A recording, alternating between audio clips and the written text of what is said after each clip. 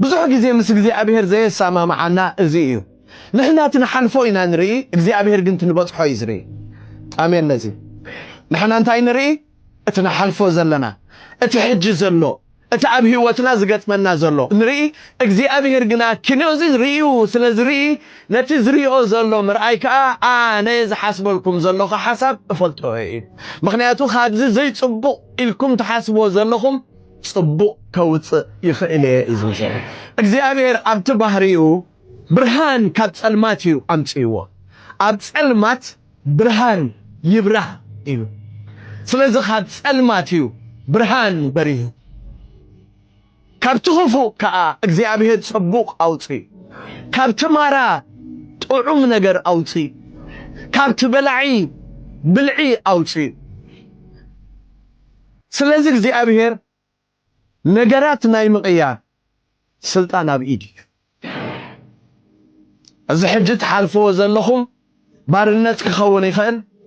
زي حسام كخوني خان قنا أنا حسب اللهو كابزت صبق نجار كوت إزبلهم زلنا لومي أبي هوتكم ببزح شنخو ببزح زخورنا عاتو زي طعم كنتات كنحلف نخلينا إذا أبي هرجنا نسلنا يزلوطو إذا أبي هر أيوه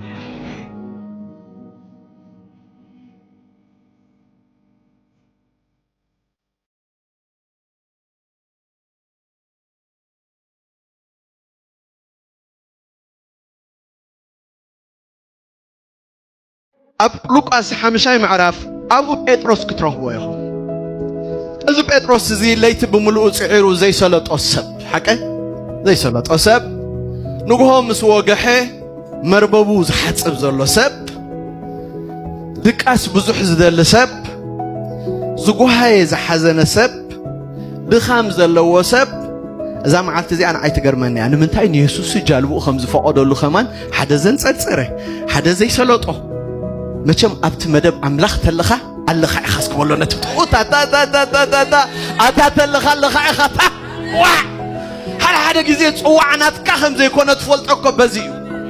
اب اوفيس اندخيدو اب اوفيس كتكدو خلخم كو تي حلقه جلز فقد كما يالو تبلانا تا سكرتاري بحنتلوتي حق ايدو امو كوي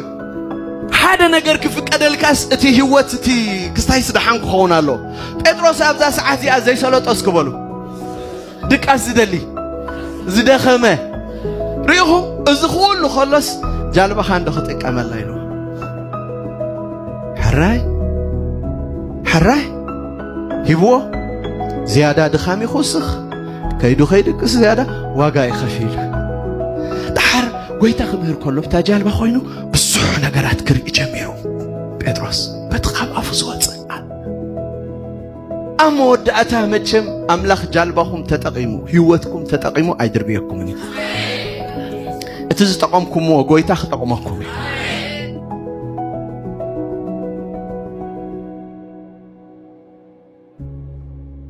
وارنا فتحتك أتصل فصل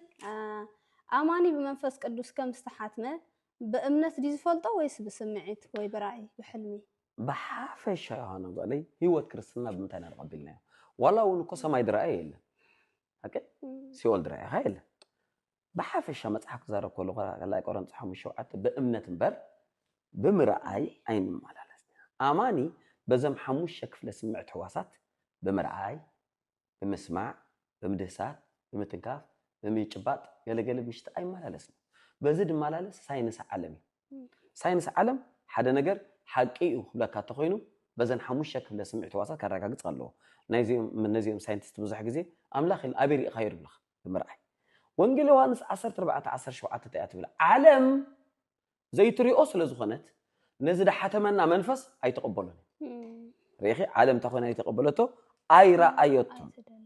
نسخاتكم جن مسخاتكم ينبر أبخاتكم يحدث لزخنة تفلتوا يخم هيوت كريستنا قعزو كريستنا بمرأي يكون متى رأي بأمنتي مصحف كزارب كله حدا نجر ندن نبر افيسون 1:13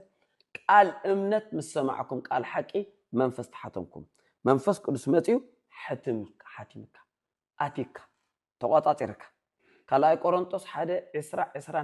حواري باولوس نعاهاتكم تراديكوس نخلنا قبيئنان حتمنان ሓቲምካ ማለት ትርጉም እንታይ እዩ ቀቢእካ ኣቲካ ማለት እዩ ሳኻሎ ከምዚ ኣብ ወረቐት ከም ተጻሕፈ ኣይተመሲሉ ጽሑፍ ኣቢልልካ ይኸይዱ ናተይልካ ይኸይዱ ደኮነሲ ኣብ ወንጌል ዮሐንስ 17:17 ምሳኻትኩም ይሓድር ኣባኻትኩም ይነብር ኣምላኽ እንድሕር ኣባኻትኩም መንፈስ ይነብር ተይልና ኣፍና መሊእና ይነብር ኢና ንብል እምነት ማለት ኢኻ ዝበለካ እየ ኣለካ ዝበለካ ኣለኒ ትኽእሎ ዝበለካ ትኽእሎ እዩ ነዚኣ ኣብ ኤፌሶን 4:29-30 ብመዓልቲ ምድሓንኩምን ንመዓልቲ ምድሓንኩምን ምሽ እተሓተምኩምሉ እዚ ማሕተም እኮ ማለት ጠቕላላ ካብ ብሉይ ኪዳን ይድብገስ ማሕተም ማለት ሙሉእ ትንጉስ ምሳኻ ከም ዘሎ ምልክቱ ወይ ሙሉእ ከም ዝነገጾ ምልክቱ እንታይ እዩ ናይ ቀለቤት ኣለዎ እዚ ማሕተም ይገብር ኣብ ትምህርቲ መጽሓፍ ቅዱስ ሰማይ ሄርና ነርና መስለኒ ስለዚ እግዚአብሔርካ ሙሉእ መንፈሱ ኣባና ከም ዝኣቱ መረጋገጽና እዩ ማሕተም ስለዚ ማሕተም ንቕበሎ ኣለኩም ስለ ዝበለና ንኣብነት ካልኣይ ቆሮንጦስ 4:7 ማዕለያ ዘይብሉ ሓይሊ ኣባኹም ኣሎ ኢሉ ኣቤሎ ሪኻ ኣቤሎ ትሓምም ኣቤሎ ትጸምም ኣለኻ ኣቤሎ ትደክለኻ ኣቤል ብምርኣይ መዓዝ ኮይኑ ኣለካ ተይልካ ኣለካ ሽምካ መዝገቢዎ ተጻሒፉ ገብርኤል ጽፉ ሚካኤል ጽፉ ኣቤል ኢና ዋላ ከምዚ ዓይነት ድዛረቡ ኣገልገልትሲ ሪኦሞን ከይብልና ማለት ናናተይ ዕብያ ቢልዋን ኩምና ተኽእሉ ማለት እዩ እሶምን እኮ መዝገብ ህይወት እንደለው ብምንታይ እዩ በእምነት ናቱ ሉቃስ 10:19 ኣብ ክርስትና ዘካየድ ብሙሉኡ እምነት ዓለም ግን ከምቲ ዓንቶ ወይ ዝበልክዎ ከታልሉኻ እንድሕር ደልዮም ኣብቲ ናቶም ሓሳብ ክእትውኻ ተደልዮም ዝረአ ነገር ኣቤሎ እዩ ዝብለኻ ሰይጣን እውን ማለት እዩ ኣቤሎ እዩ ዝብለካ ቅዱስ ተባሂልካስ ኣቤሎ ትህይወትካ ኣማይ ራይት ወይ ድማ ኣምባሳደር ተባሂልካስ ኣቤሎ ትናብራኻ ወይ ነጽሄ እንዳበልካስ ኣቤሎ አንኳይቶም ለጋሊስቲክን ለጋሊዝም ረእዮ ድብለኻ መንነትካ በይናዩ በቲ ትገብሮ ኣምላኽ ቀዳማይ ሳሙኤል 16:7 ተኢልዎ ሰብ ናይ ደጊ እዩ ዝመዝን ኢልዎ ስለዚ እኮ ነቲ ክትቀብኦ ደሊኻ ኣነ ግን ልብሪኤ ዝመዝን ልብሪኤ ማንነት ድህብ ንሕና መለክዕና ኣምላኽ ንዓና ዝርኤልና መነጽር ዕብራውያን 9:24 ብክርስቶስ እዩ ብክርስቶስ ምስ ረኣየና ቅዱሳት ይኹም ስለ ዝበለና ቅዱሳት ቀዳማይ ቆሮንጦስ 1:19-20 በክርስቶስ ምስ ረኣየና ጸዲቅኩም ስለ ዝበለና ካልኣይ ቆሮንጦስ 5:18-20 ጸዲቀ በክርስቶስ ስለ ዝረኣየና ህይወትኩም ይስም ስለለና ፊልጵ 1:21 ህይወተይ ንብል ስለዚ ማሕተም ከም ዘለና ኣምላኽ ስለ ተዛረበና ኢና ንኣሚንና ንሕና እምነት ንቃል ኣምላኽ ከም ዘለዎ ምቆ እምነት ማለት ነቲ ዝተባህለ ቃል ምላሽ መሃብ እምነት ማለት ብሩኽ ኢኻ ተይልካ የስ ብሩኽ ኣብ ጉዝ ዓለምን ኣብ ኣካላዊ ዓለም እኮ ኣታ ኣሚንካ ኢኻ ትዛረብ ዘለኻ ተይልካ ናብ ኤርትራ ንመለስ ኣብ ባርጅማሲ 7 ሜትሮ ቁመቱ ሰብኣይ ርኤ ድሕር ኢልካ ሓደ ሰብ ካልኣይሳ ሳልሳሻ ድሕር ደጊምካዮ ድሕር ዛሪብካ ካስኻ እንታይ ኢኻ ኣሚንካ እዮም ዲኻ ነቲ ቃል ኢኻ ኣሚንካ ደለኻ ትዛረቦ ደለኻ እወት እዩ እምነት ነቲ ቃል ተዘርበ ኣካል ክህሉ ይኽእል ኣለዎ ስለዚ ተሓቲምና ድሕር ዳ ኮይና ኣምላኽ ተሓቲምኩም ተይልና ኢና እምበር ከምዚ ቅሬታ ግበሩ ነቲ ቃል ከተናኣእሱ የብልካ ሓደ ግዜ ብሊግራሃም ሓድቶሞ ነይሮም እስኻ ዶክተር ኢኻ ኢሎሞ ሎጂካ ኣብ ዶክተርና ዓለም ኣብ ሕክምና ዓለም መሰለ ከበድ እዩ ዓሳ ዮናሲ ኣብ ከብዲ ዓሳ 3 ለይትን 3 መዓልትን ለይትን ቀንዩ ከመይልካ ተቀበሉ ኢሉ ኣምላኽ እንድሕር ኣብ ቃሉ ኣስፊርዎ ካብ ድምፂ ኣምላኽ ተኮይኑ አንኳ የናስ ኣብ ከብዲ ዓሳ ኢልዎም ብሊግራሃም ዶክተር ብሊግራሃም ዮናስ ከማል ኣመን ነባቲ ኮል ዓሳ ባዕሉ ኣብ ዮናስ 3 መዓልትን 3 ለይትን ጌሪኡ ተይልንስ ተቀበሉ ኣምላኽ ይዓቢሉ ንቃል ኣምላኽ ከም ዘለዎ ኢና ንቀበሎ እምበር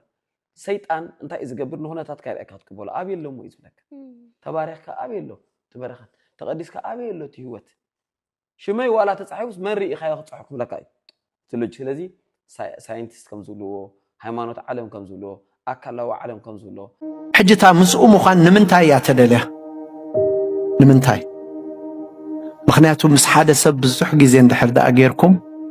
ብዙሕ ነገር ካብኡ ትወስዱ ሓቀይ ዶ ትመስልዎ ሓቀይ ከይተፈለጠኩም ትመስልዎ ኣዘራርባ ትወስዱ ኣክሽን ትወስዱ ምክንያቱ ግዜ እንዲ በዚሕ ግዜ በዚሑ ትፈልጡ ዲኹም ጎይታና ኢየሱስ ክርስቶስ ከ ኣብ በኹሪ ሓወይ እስክበሉ በልዎ እስከ ዝቓልዚ ኢየሱስ እንታይ እዩ በኹሪ ሓውና እዩ ኣብ ቅድሚት ዘሎ ክንሪኦ ክንቀድሕ ካብኡ መቕዳሕ ኣይፍቀድን እዩ ብዙሕ ግዜ ምሽ ዶ መቕዳሕ ኣይፍቀድን ብሎ ካብ ፈተና ኣብ ገለ ኣብ መንፈሳዊ ዓለም ግና ኢየሱስ ክንቀድሖ ዝተፈቕደልና ኢየሱስ ኢና ንቐድሖ ንዑ ቅድሕ ተብሎ ቅድሕ ንዕኡ ትሪኦ እናረኣኻ ምኽንያቱ ካብ ዘለዓለም ዝነበረ ምኽሪ ኣምላኽ ንሱ እዩ ንሱ በቲ ዘለዓለማዊ ፍልጠቱ ምስ ፈለጠና ንብኽሪ ወዱ ምእንቲ ክመስሉ ቀደም መደቦም ነቶም ዝመደቦም ፀውዖም ነቶም ዝፀውዖም ኣጽድቆም ነቶም ዘጽድቆም ኣኽበሮም ሓንቲ ኣታ ምስጢር ንምስሊ ወዱ ክመስሉ ኣገልግሎትና ወዱ እናመሰልካ ከተገልግል ምእንቲ እዩ ምስኡ ክኾኑ ዝተደለየ ክትቀድሕ ክትወስዱ ናይ ኢየሱስ ትምህርቲ ከዓ ስምዑ እዚኣ ስምዑዋ ብግብርን ብቃልን ይምሄሩ እንታይ ኢለ ኣብ ግብረ ሐዋርያት 20 ኣብ ሉቃስ 24 እንታይ ትብል ብግብርን ብቃልን ክኢላ በልዋስክ ሓንሳብ ኢየሱስ መን እዩ ብግብርን ብቃልን ክኢላ ያትብል ብዛዕባ ሙሴ ኣብ ሻብዓይ ግብረ ሐዋርያት ተንቢብኩም ግና ሙሴ ጥበብ ግብጽ ተማህረ ብቃልን ብግብርን በርትዓ ትብል ቃልን ብድሕሪኡ ትግብር ሕረ ጎይታና ኢየሱስ ክርስቶስ ግን እድም ብምንታይ ሓያል በልዎም መር ብግብርን ብቃልን ኦኬ ማቴዎስ 4 ምዕራፍ እንታይ ገይሩ ኢየሱስ ክርስቶስ ጸይሙ ካል እንታይ ገይሩ ጸሊ ካል እንታይ ገይሩ ሰይጣን ስዒርዎ ኦኬ ድሓራፍቲ ናይ ከረን ስብከት እንታይ ምሄሩ ክትጸውም ከለኻ ጸይሙ ክትጸውም ከለኻ ዝብል ጎይታ እዩ ኣሜን ጸልዩ ክትጽልዩ ከለኹም እግሪ ሓጺቡ መርኣይ ሂበኩም ኣለኹ ሃሌሉያ ብግብርን ብቃልን ክኢል ብግብርን ብቃልን ክኢላ ሕጂ ትኽንቀድሖ ተደልዩ ዘሎ ጎይታ እቲ ብግብርን እናገበረ ዝምህር እናገበረ ብግብሪ እናነበረ ብግብሪ ዘርእየና ጎይታ ምስኡ ክኾኑ ካልእ ኣይኮነን እቲ ብግብርን ብቃልን ዝምህር ገርም ኣብቲ ግብረ ሐዋርያትን ከምያ ተጻሒፋ ዘላ ቁጽሪ 1 ብግብርን ብምህሮን ብዛዕባ ኢየሱስ ግብሩን ትምህርቱን ያት ግብሪ ኣቀዲሙ ዝምህር ስለዚ ነዚና ክንቀድሖ ተደልዩ እዚ 3 ዓመት ምስ ጎይታ ምኻድ ከዓ ደቀ መዛሙርቱ ንጎይታና እናወሰድዎ መጽኦም እናቀድሕዎ መጽኦም ካብ ጎይታ ዝቀዳሕ ብዙሕ ነገር እዩ ዘሎ ካብቲ ዝቀዳሕ ሓደ ኣዘራርባ ዘረብኡ ኩሉ ዘረባ ጸጋ እዩ ትክበልዎ ዘረባ ጸጋ እዩ ነዚ መጽሓፍ ቅዱስ ኩሉ ሳዕ ዘረባኹም ብጨው እተቃመመ ብጸጋ ይኹን ዝብለና ምስ ጎይታ እንድሕር ብዙሕ ግዜ ወሲድካ ዘረባኻ ጥዑም ይድኹም ጴጥሮስ ኣብታ ማእሰርቲ ኣብታ ናይ ፍርዲ መዓልቲ ምስኡ ይነበርኩም ገለ ኢሉ ምሽ ክሕድ ነይሩ እቲ ክሕደቱ ከዓ ዘይክእለሉ ኮይኑ እቲ ትኽሳኤ እቲ ዘረባስ ዘይክእለሉ ኮይኑ ኣብ መወዳእታ እታ ሰበይቲ የፍልጠካ ኣሎ ዘረባኻ ምስኦም ከም ዝነበርካ ኢላቶ ኣይገርምን 3 ዓመት ንጎይታ ሰትይዎኒ ከመይ ገይሩ ሕጂ ኣበይ ደለኺ ኢኺ ገለ ክብል ኣይክእልኒ ተረዲእኩም ኣበይ ደለኺ ኢኺ ስእልከ ኢኺ ገለ ክብል ኣይክእልኒ ምናልባት ኣፍተይ ማዕረይ ገለ ወሲኹሉ ድዩ እንድዒ እንታይ ከም ድበላ እንድዒ ኣንታ ዘረባኻ ንዕኡ እዩ ዝመስል ዘሎ ክትሕባእ ኣይትኽእልን ኢኻ ኢላቶ ምስ ኢየሱስ ዝወዓለ ንኢየሱስ ይድመስል ክንቀድሖ እዩ ተዋሂብ ክንቀድሖ ኣብ ስብከቶም ከ ተባዓቶም ምስ ረኣዩስ ምስ ኢየሱስ ከም ዝነበሩ ኣለለይዎም ኣሜን ምስኡ ከም ዘለኹም ሰባት የለለይኹም ኣለለዩ ጴጥሮስ ሞት ተሰኣልና ኢሎም ሓደ ግዜ ቢዮጴ ኸይድ ከሎሲ እንታይ ገበረ ከምታ ንሱ ኢየሱስ ከተስእ ከሎ ሞት ነቶም ዝበኺ ደገ ምሻው ጽዮም እሱ ከዓ ደገ ውጽኢልዎ ካበይ ኣምፂዎ አንታ ነገረን ካበይ ኣምፂዎ ምስኡ ምዃን ማለት ካልእ ኣይኮነን ኢየሱስ ክንቀድሖ ዝተዋሃበና ሓውና እዩ ቅድሕ ከነብልካው ዝኾነ ክንመሳሰል ዝኾነ ክንመስል ኣይተጸዋዕናን ንምስል ወዱ ክመስሉ ቀደም መደቦም ምሽብል ኣብ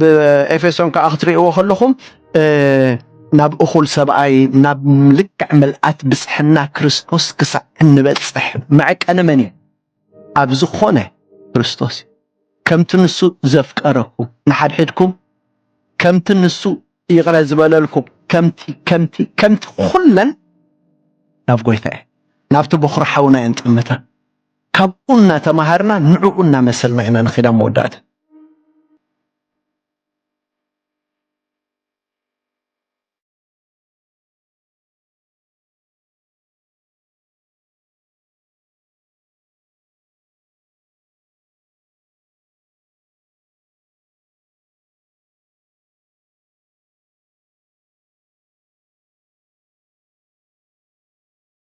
من أي لمنا يوزي كنا لنا مسيلكم تلبنا رقصنا أي كون كسع زي كنا نجرنا ينقبلتي وإذا يسوع كريستوس حدا جزء بروحه قريوا أمسي زلوا مسيلوا مسيئو ترى خا زي بالله خوينا بدحري تايبل تصحف رجيموا كدأتني من قصيل كاياسي أو دون دحري الكخسعتنا قصي أمانة دي خاي أمانة ناتا نقولني ها مخادي مأمان مخادي سكبلو بقى من قصقاسي إلوا كيدو يزبلك نصبح حيتكم الله سخلو جن بتابوتا سلستمولسو واي بطرس ممر اتات مالي زرغم كاياس انت خوينا نقيص አው ተዛረቦ ጎይታ ኪሳራ ሲደርስባቸው ልባቸው ይሰበራል የተለያየ ነገር ነው አግኝቶ ማጣት ልብን ይሰብራል ከዛ ደግሞ ሪጀክሽን ሰዎች ሪጀክት ሲያረጉሽ ሲያድሙብሽ አሁን አድመውባቸው እነሱ ሪጀክት ሲያረጓቸው እነሱ ሰርክል ሰርተው ጓደኛሞች ሆነው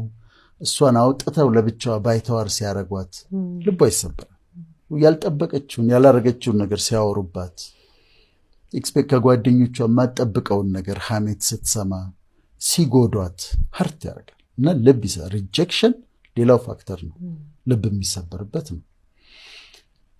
ሌላው አምኖ መከዳት ሰው ታምኛለሽ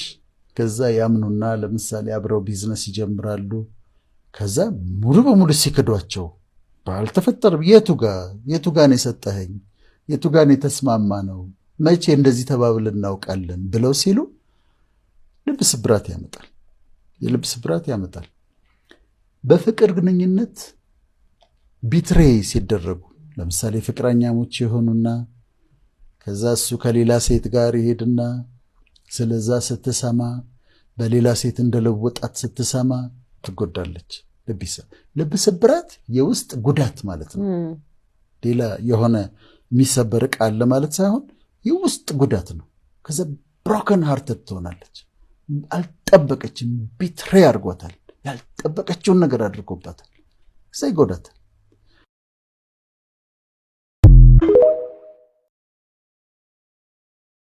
ልባቸው የተጎዳ ሰዎች እንዲታከሙልን ነው የምፈልገው ከዛ ውስጥ መውጣት አለብሽ ነው መልእክታችን ከዛ ውስጥ መውጣት አለብህ ነው ምክንያቱም ሲጠገን የተሰበረ ልብ ደግሞ ሲጠገን ልባቸው ተሰብሮ የተጠገነ ልብ ደግሞ ስታገኝ በጣም ድንቅ ነው የሚያስገርም ነው በጣም የሚያስገርም ነው ጉዳቱ ያማል ሰው ልቡ ይሰበር አንልም ተሰብረው የተጠገኑ ግን በጣም እግዚአብሔር የሚወደዋል ለሰው ውብ ናቸው የጃፓኒስ አርት አለ ጃፓኒስ አርት ምንድነው አሁን ብርጭቆ ይሰበራል አይደል አሁን ብርጭቆ ሲሰበር አይጥሉትም እንትኑ ይጠገናል የተሰበረው ልክ ስብራቱ መስመሩን ተከትለው ይጠግኗታል ከዛ ምን ይሆናል መሰለሽ የተጠገነው ብርጭቆ ወይም ሸክላ ከመጀመሪያው ከኦሪጂናሉ ይልቅ ጠንካራ ነው አንደኛ ጠንካራ ነው ሁለተኛ በጣም ያምራል በውበት ከኦሪጂናሉ ካልተሰበረው ልቅ ያምራል ሶስተኛ በጣም ውድ ነው ኪንሱጊ አርት ነው የሚባለው የኪንሱጊ የጃፓኒስ ኪንሱጊ አርት ይባላል እና ካልተሰበረው ብርጭቆ ይልቅ ተሰብሮ የተጠገነው ብርጭቆ በኪንሱጊ አርት የተጠገነው ብርጭቆ የበለጠ ጠንካራ ነው የበለጠ ውብ ነው የበለጠ ውድ ነው ኤክስፔንሲቭ ነው አዲሱ ርካሽ ነው ተሰብሮ የተጠገነው ግን ውድ ነው እሱ ራሱ አርት ነው የሚመስለው የሆነ የራሱ ጥበብ የሚያምር ነገር አለው አርት ነው እኮ አርት ነው እና የተሰበረ ዕቃ አይጣልም በሱ በኪንሱጊ አርት እንደውም በጣም ያምራል ቆይና ያለን እዛ ላይና እንዲህ በጣም 2-3 ቦታ የተሰባበረው በኪንሱጊ አርት ገጥመው ስትመለከች በጣም ያምራል እነዚህ ልባቸው የተሰበረ ወገኖቻችን ልባቸው ከተጠገነ በኋላ እንዴት አይነት ፐርሰናሊቲ እንዳላቸው መመናች ፕራይድ የለባቸውም ሊኮሩ አይችሉም ሀምብል ናቸው ስብር ያሉ ናቸው ፍቅር የተሞሉ ናቸው ፔንን ያውቁታልና ያንቺ ፔን ይገባቸዋል ሀርት መሆን ምን ማለት እንደሆነ ይገባቸዋልና መጉዳት ማለት ምን እንደሆነ ያውቃሉ ስለዚህ ሲጠገኑልን ልባቸው ሲጠገንልን ካሉበት ሲወጡና ሲጠገኑ የበለጠ ውድ የበለጠ ውብ የበለጠ ጠንካራ ነው የሚሆነው አንዳንዶቻችሁ ትልቅ የህይወት ዩኒቨርሲቲ ውስጥ ነው ያላችሁት ከፈተና ይሄኛው ፈተና ሲያልቅ ሌላ ፈተና ይሄኛው ፈተና ሲያልቅ ሌላ ፈተና እያለፋችሁ ነው ያላችሁት ግን እነዚህ ፈተናዎች የዳዊት ፈተና እንዳበቃ የመጨረሻውን አልቅሶ እንዳበቃ የሚያበቁበት ጊዜ ደግሞ አለ ግራጁዌሽን ቀን ደግሞ አለ የደስታ ቀን ደግሞ አለ ሁሌ በዚያ አይኖርም ምድረበዳ ታልፊበታለሽ እንጂ ምድረበዳ ሬዚደንስ አይደለም ምድረበዳ መኖሪያ አይደለም ምድረበዳ የምታልፊበት ቦታ ነው ሸለቆ የምታልፊበት ቦታ ነው እንጂ ቤት ሰርተሽ የምትቀመጭበት ቦታ አይደለም በህይወት ጆርኒ በህይወት ጉዞ በሸለቆ ውስጥ የምታልፊበት ጊዜ አለ ግን ልታልፊበት ነው እንጂ ቤት ሰርተሽ ሸለቆ ውስጥ ልትቀመጭ አይደለም በምድረበዳ የምታልፊበት ጊዜ አለ ዊልደርነስ እሱም ደግሞ ማለፊያ ነው እንጂ መኖሪያ አይደለም ቤት ሰርተሽ ምድረበዳ ላይ አትቀመጭ ስለዚህ እለፉት በፈተና ውስጥ የምታልፉ ሰዎች ቴስት እየተደረጋችሁ ያላችሁ ሰዎች የተለያየ መከራ እየመጣ የሚፈትናችሁ ሰዎች እሱን በትዕግስት በጽናት በጸሎት እንዲያልፉት ነው ከዛ ግራጁዌሽን ቀናለች ነው ትናንትናውን የረሳ ሰው ግን አጋጥሞ ያቅም ዶክተር ማለት በብዙ መከራ በብዙ ስቃይ ውስጥ አልፎ በቃ ድሪም ያረጋው ወይ ምናልባት ካለመው በላይ ቦታ ይይዛል በጣም ይሳካለታል በቤተሰብ ፋይናንሻሊ በገንዘብ አቅም በብዙ በቃ አንቱታን ያተረፈ ሰው ይሆናል ከዛ ግን አንዳንድ ሰው ትናንትናውን ይረሳል ድህነት እንዳላየ ማጣትን እንዳላየ መገፋትን እንዳላየ ሰው ሲንቅ ሰው ሲገፋ ሰው ሲበድል የቀጠራቸውን ሰራተኞች በጣም በቃም ትሪት መደረግ በሌለበት መንገድ ትሪት ሲያደርግ ደግሞ እንመለከታለንና ለምንድን ነው አንዳንዶች ትናንትናቸውን የሚረሱት ይሄ አልተማረም በዛ ፈተና ውስጥ በዛ ፕሮሰስ ውስጥ ሲያልፍ አልፏል ግን አልተማረም ሌሰኑን አላገኘውም አንቺ ያንዳንዷን የምትወስጃትን ቴስትና የምታልፊያባትን መንገድ what is the lesson ብለሽ መጠየቅ አለብሽ ትምህርቱ ምንድነው ከዚህ ወስደው what do I learn ከዚህ መማር ያለብኝ ነገር ምንድነው ነገ ለህይወት የሚጠቅመኝ ከዚህ አሁን ከማልፍበት መንገድ የምማረው ምንድነው ብለሽ ማየት አለብሽ እኔ በህይወቴ በነበሩ ፈተናዎች በሙሉ ያንዳንዷ ሌሰን ያንዳንዷ ነገር እየተማርኩበት ነው ያለፍኩት ስለዚህ አሁን ሰዎች ላይ አልፈርድም ችግሩ ሲገቡ ድካሙ ሲገቡ ወደቁ ምናምን ሲባል እንዴት እንደዚህ ያደርጋል ላይረባም ይሄ ምናምን አልልም ምክንያቱም አይቼዋለሁኛ ተፈትኛው ያውቃለሁ አይቼዋለሁ ፈተናውን ሰዎች ሲቸገሩ ዝም ብሎ እንደምንድነው የሚቸገረው ተነስቶ ለምን የሆነ ነገር አያደርግም አልላቸውም አይቼዋለሁኝ በክርስትናም ግን ኬኖሲስ የሚባል ሐሳብ አለ ኬኖሲስ ማለት መሰላችሁ ራስን ባዶ ማድረግ ራስን ዝቅ ማድረግ ስለ ክርስቶስ ሲናገር በሰው ምሳሌ ሆኖ ራሱን አዋረደ ይላል ራሱን አዋረደ በምስሉም እንደ ሰው ተገኝቶ ምንድነው በሰው ምሳሌ ሆኖ ራሱን ባዶ አደረገ በምስሉ እንደ ሰው ተገኝቶ ራሱን አዋረደ ይላል አዋረደ አንዱ በጣም ፋሲኔት የሚያደርገኝና ጥሩ ነገር ሆኖ ያገኘሁት ምን እንደሆነ ልንገራችሁ ራስን ባዶ ማድረግ ዛፍ ያለው ፍሬ በብዛት ያለው ዛፍ ምን ያደርጋል ቅርንጫፎቹ ዝቅ ይላሉ እኔ ዝቅ የሚሉ ሰዎች ደስ ይለኛል በጣም ወዳለሁ እና የምታውቁ ከሆነ ብዙ ዕውቀት ካላችሁ ስትወጡ እኔ አላውቅም ብላችሁ ትወጣላችሁ ባዶ ሆናችሁ አዲስ እውቀት አግኝታችሁ ትሄዳላችሁ። ሰው የሚያውቃችሁ ከሆነ ዝነኞች ከሆናችሁ እኔ ማንም አያውቀኝም ብላችሁ ትወጣላችሁ። መንገድ ላይ ወቅት አደርጋላችሁ። ዝነኛ ነኝ እኔ ማንም አያውቀኝም። ብዙ ታውቃለህ። እኔ አሁን ገና ማወቅ ነው የምፈልገው። እኔ ገና ማወቅ ነው የምፈልገው። ባዶ ኮንቲኒየስሊ የምታድጉት በዛ መንገድ ነው። ራስን ባዶ በማድረግ በመሞላት፣ ራስን ባዶ በማድረግ በመሞላት እያደግን እንሄዳለን። አንዳንዱ ቻፕተር የህይወታችን ቻፕተር ከባድ ሊሆን ይችላል። እዛኛው ከባዱ ምዕራፍ ላይ ያላችሁ ሰዎች መጽሐፉ ምዕራፍ እንደሚቀየር ቻፕተር እንደሚቀየር ወቁ፣ ምዕራፍ እንደሚቀየር ይወቁ።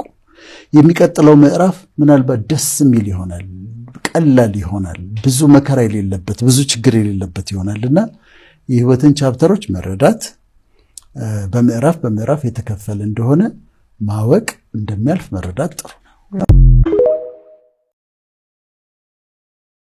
ታውቃላችሁ አንዳንድ ሰዎች ልክ ይቅርታ ሲያደርጉ በሽታ እንደሚለቃቸው ብዙ ሰው አውቃለሁ ነው ባይዘው። የአጋንንት ስትሮንግ ሆል መርገጫ ቦታ ምሽግ፣ አጋንንት የሚመሸግበትና ያንተን ዘመን የሚበላበት ቦታ ይቅር አለ ማለት እዛች ውስጥ ተደብቆ በበሽታ ይመታል፣ ኢኮኖሚን ይመታል፣ ቤተሰብን ይመታል፣ ዘመንህን ሁሉ ጥርብ አድርጎ የሚበላው ይቅር አለ ማለት ነው። የምትወዳቸው ሰዎች መጥቶ የማይረዱ ቦታ አለ። ተስፋ ያደረካቸው ሰዎች ሁሉ መጥተው ወርደው አንተን ማውጣት የማይችሉበት ቦታ አለ። የነፍስ የውስጥ ሰቆቅ አለ፣ ሲቃ አለ፣ ጩኸት አለ። በቃላት ተናግረ ለሰዎች ማስረዳት የማትችለው ቫኪዩም አለ ውስጥ። ሞገስ መጥቶ ከዛ ውስጥ ያወጣል። ሞገስ እኮ የሆነ ጉዳይ አይደለም፣ ፐርሰን ነው። ስሙ ኢየሱስ ነው።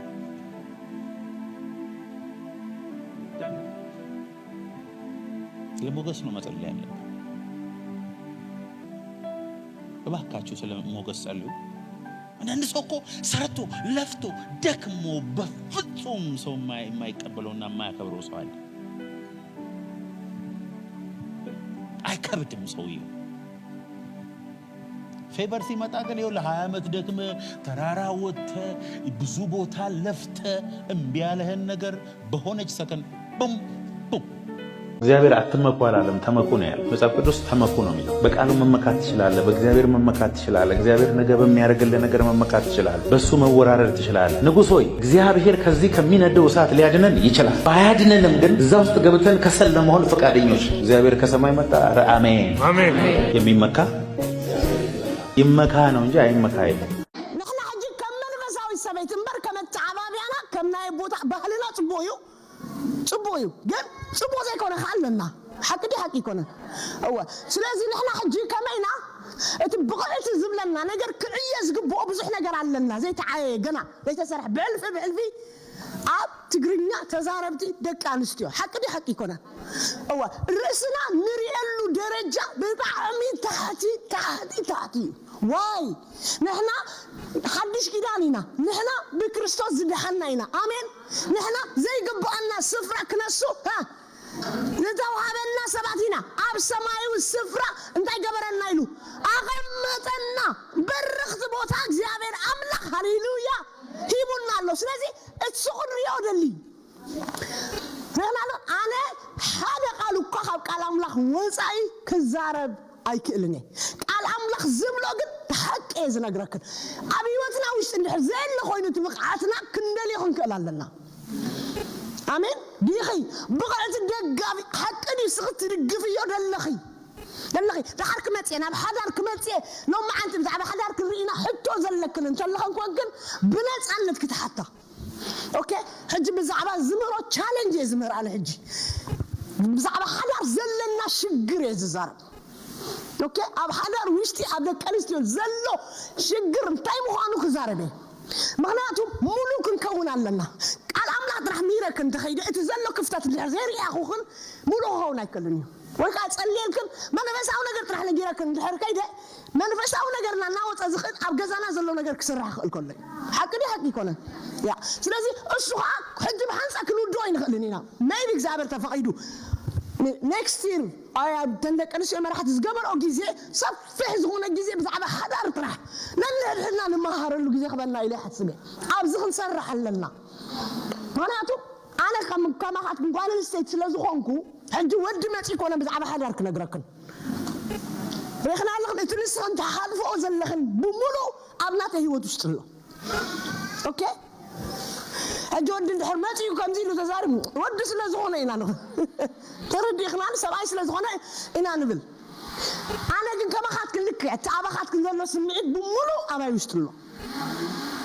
ስለዚህ ሰዓት ከና አይ ቻሌንጅ ትገብራል ትخل አخل ማለት ትዛረበ ክንዛረባ ኖ አይ ትረዳን ስለዚህ ተረዳችኝ ያክትብላኒ ትخلانی خل ግን ታይና ክንገብር ዘለና ብቕዕት ዝገብረና እንታይ ዝብል ነገር ክንሪና ማለት ተሰማምና ዶ ሃራይ ጎይታ ባረክን ባር መተስ ጌርና ሕጅ መጀመሪያ ብዛዕባ ህይወት ኢና ክንርኢ ببقعات نقلصلو ببقعات كا كنقلصلو زي نخل زغبرنا زخكلنا نمنتاي بقعت خوينا خينوص بقعت خنا سخلو بقعت خاي كون زغبرني نمنتاي السخن لنا صاف قدوس حزنا لنا تسمعوا ياك اندي حواتي ولا بيني بوي لخان حراي حبير كام خدي دس بلني Oh, hallelujah.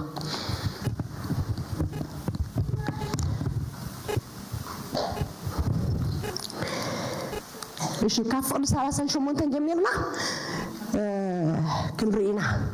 كم زبل كلنا نفلتو قال سلازخنا مالتي ابن قاس معرف عسرته كافر سالسن شو ممكن جميلنا على بيبي كم زي أتبل تعال مالتيو بسم يسوع كم بوي كخادو خلوا دما كون نسونا بحنتي عدي أتوا مارتا نسمع حنتي سبيتي خا أب بيتها تقبلته مريم اتبها الحبت دما نبرتها نسا خا زربوا خد سمع أبتقى أجرو أبتقى أجري يسوع تقميتها نبرت مارتا جيم ببزح مجلجال تسعر نبرت دو إلى خا ويتا حبتي حديقاتني بيني كجلجل دو قد يبلكان إخا باركس كتقفني نقرى بلتو يسوس دما ملسلا مارتا ببزح نقر تجنقن تبوهين اللقي اتزاد اللقن حالة راح ايو مريم سي كابا زي وسل تصبق كده حاريا الله يسوس كويتاي اجي زيوم فاميلي زيوم ينالو ما انت نرى مالتي ابا حدش كده زيوم فاميليوم اذا حج نريو نايلو ما انت فاميلي حدا فاميليوم قال تفلالي عينت ملكع زلوم فاميليوم كنجمر كلنا ابز قال زي مارتا مريم الازار احواتهم احوات راح زي يكونوا يسوس كا قرب تفوتوتيهم أمر يسوع كجلجل كله بزحات سبعة يوم نيرهم أبتغوا فتوت زبلهم زياتهم قال يوم نغفت يوم قال يوم جرى اليوم دمسوا قال يوم تعذبت يوم قال يوم تدافعت يوم يسوع أبزق قال له زمان بزحين الملك زلهم سبعة أبتغوا أبزرين نيرهم إذا سبعة زياتهم قال فليز بلا فتوت يسوع يبلو هاليلويا فتوت يسوع يوم أقل قلنا تزدقفوا يوم مسو زلوا يوم اوكي زوم فاميلي يوم كريم كلنا يسوس ابز خدلو بوتا ويكا ابز غلغللو بوتا اغلغلو ما تخلو معرفو بوتا از بيت زينير ابز بيت زي يغلغل ينيرو مستوحيزوم زمتا دقه مزامرتو يغلغل ينيرو بز بيت زي مالي اندا من يزغزازي كابزوم ثلاث ساعات اندا مارتاي زغزاز مالتي اوكي اما تعرف قدس بمثال يخريكم الازار مالت بمكرا زفتن قدسان اوكي امر خلكم انت لكم يلو قويتا يسوس فتنا مكرا لكم ازي زي كحال حقي اوكي ولا زي حنا انت قلنا امر رزع زلنا انت لنا فتنا المكران ها قالنا حجي كابتم بمكرا زحلفوا قدسان بحمام زحلفوا قدسان قالونا دي بلنا بموز زحلفوا قدسان قالونا دي بلنا ناتاتهم مثالي من الازار قدسان كاب قدسان ماكل بخمس عين زحلفوا مثالي اذا فتاوي يسوس ينيرو يسوس قرب ينيرو جنك بحمامن بموتن انتاي زغبرايو يتفتن ايو مالتيو حجي انتايو تقال كنريو لنا اصفح بيلنا ببلطات كنريو علنا مالتيو አንዳንዶቻችሁ አሁን ያላችሁበት የህይወት ፈተና የምታልፉበት መንገድ በጠቅላላ እግዚአብሔር ጨካኝ ስለሆነ ሳይሆን አባት ስለሆነ አንተ ላይ ያለው ዓላማ ከሁሉ በላይ ፈተና ከበዛብህ ከሁሉ በላይ ትልቅ አሳይመንት አለብህ ማለት ነው። እግዚአብሔር እናት አይደለም። እንዲያውም አንድ ቦታ እናት ረሳ ይሆናል እኔ ግን አረሳ ማለት እናት ነኝ ግን አላ አንድ ቦታ እግዚአብሔር በእናት ተመስሎ አቀ እስከዛሬ ድረስ ወንበር ላይ ወድቃችሁ ማታቁ በዚህ ሮጣ በዛ መተማታቅ ዳግም ተወልደሃል። እሺ ትወደኛለህ? ከወደድከኝ ዳግም ተወልደሃል። ኢየሱስ ሲባል የሆነ ነገር ደስ ይልሃል? ሆዱስ የሚላወስ ነገር አለ? ጸጉሬ ይቆማል? ጂሰስ ኔም ዳግም ተወልደሃል። ዳግም ለመወለድ ማረጋገጫው የቸርቹን ወንበር መሰባበር አይደለም። በስንት መከራ ይገዛል፣ እናንተ ተሰባብራላችሁ። እሺ አንድ ወንበር ማይገዙ ናቸው ደግሞ የሚሰብሩ ብዙ ጊዜ። እሺ ቀጥለው ትልቁ ቁም ነገር ያመንበት እንጂ ባመንበት ጊዜ የተሰማን ስሜት አይደለም። ድገመው።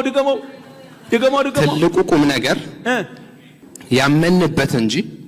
ባመንበት ጊዜ ነገር ማመናችን እንጂ ባመንበት ጊዜ የተሰማን ስሜት አይደለም። የመዳናችን ማረጋገጫ ማመናችን እንጂ ከዛ በኋላ ያሉ ስሜቶቻችን አይደሉም። ቀጥለው ወይም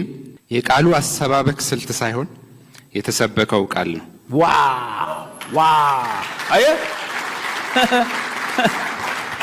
አንዲት እህት ከጉባኤ ቀረች። ለምን ቀረች? እሷ ልጅ አልኩኝ አዲስ ፊት ስለ ለምን ቀረች ያቺ ልጅ አልኳት። ይዛት የመጣችው አይ የእናንተ ፓስተር ምንም ላብም አያለበውም ፎጣም አይዝም ምን ማለት ነው አልኳት። እነሱ ቸርች ለካ አገልጋዩ በዚህ ሮጥልሃል በዛ ይመጣልሃል ፎጣውን ያነሳና ያረጋል ያምን ይሄ በዚህ ላብ ጀርባ ላብ ስለሆነ ስታየኝ እኔ እንደዚሁ ነኝና ብዙም የለና ላብ አያለበውም አለች። ጉዳዩ ስሜት ሳይሆን ወይም የስብከት ምናምኑ ሳይሆን የተሰበከው ቃል ምንድነው ነው። አንዳንድ ጊዜ አይታል አንዳንድ ስብከት ተምረ ከወጣ በኋላ የዛሬው ትምህርት ምን ነበር እናንተ ምትሏል። እሱም ደግሞ አደቢ። እሺ ቀጥለው ደህንነት በእምነት በኩል የሚሰጥ ጸጋ እንደሆነ ገብቶናል። ደገመው ደህንነት በእምነት በኩል የሚሰጥ ጸጋ እንደሆነ ገብቶናል። እሺ ከጌታ የሚሰጠውን የነጻ ስጦታ የሆነውን ደህንነት የእምነት እጃችንን ዘርግተን ተቀብለናልን? ይህ ከሆነ ፍጹም የሆነ የደህንነት ዋስትና አለን። አገኛችሁት? ደህንነት በእምነት በኩል የሚሰጥ ጸጋ እንደሆነ ገብቶናል። አውቀናል ሳይሆን ገብቶናል። እሺ ከጌታ የሚሰጠውን የነጻ ስጦታ የሆነውን ደህንነት በእምነት ከተቀበልን ይህ ከሆነ ፍጹም የደህንነት ዋስትና አግኝተናል። መዳን ብቻ ሳይሆን የደህንነት ዋስትና አግኝተናል።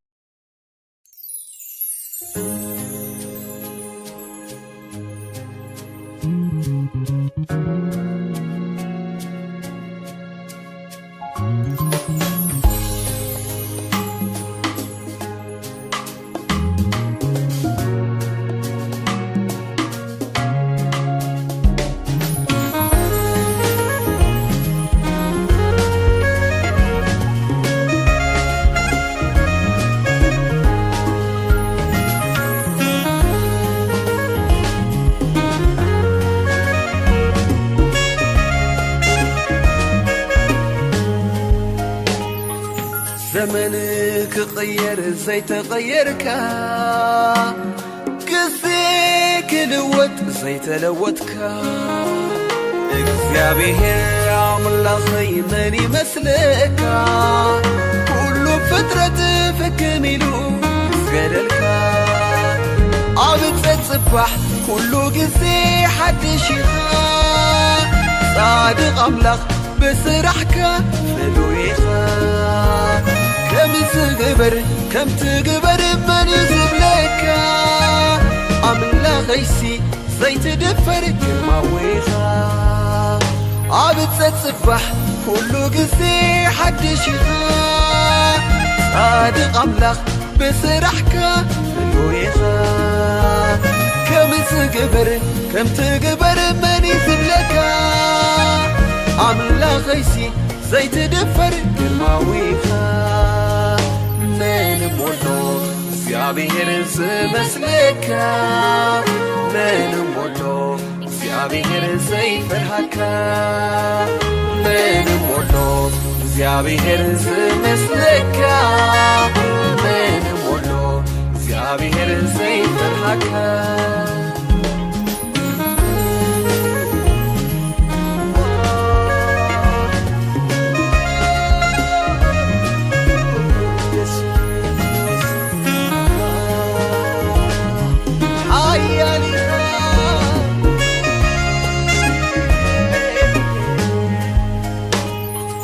زمنك غير زي تغيرك قزيك لوت زي تلوتك እግዚአብሔር አምላኸይ ምን ይመስልካ ሁሉ ፍጥረት ፍክሚሉ ይስገደልካ እትግዛትካ ሰፊሕ እዩ ወሰን የብሉን ብዘይካኻ ምንም ሞሎ ሁሉ ዝኽእል مستزاربك انت يالو زيززك እግዚአብሔር بعال سلطان حياليها اتقزعتك سفيحي وسن يبلون زيكاها من مولو كله زخل مستزاربك انت يالو زيززك እግዚአብሔር بعال سلطان حياليها من مولو እግዚአብሔር ዝመስለካ من مولو እግዚአብሔር ዘይፈርሃካ من مولو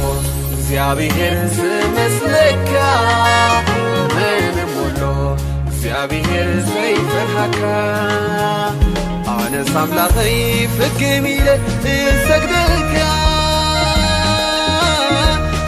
عبيتك النار عالم لك أنا ساملا خيب وكل انتنا يأسسك كل غير ما النار أخبرك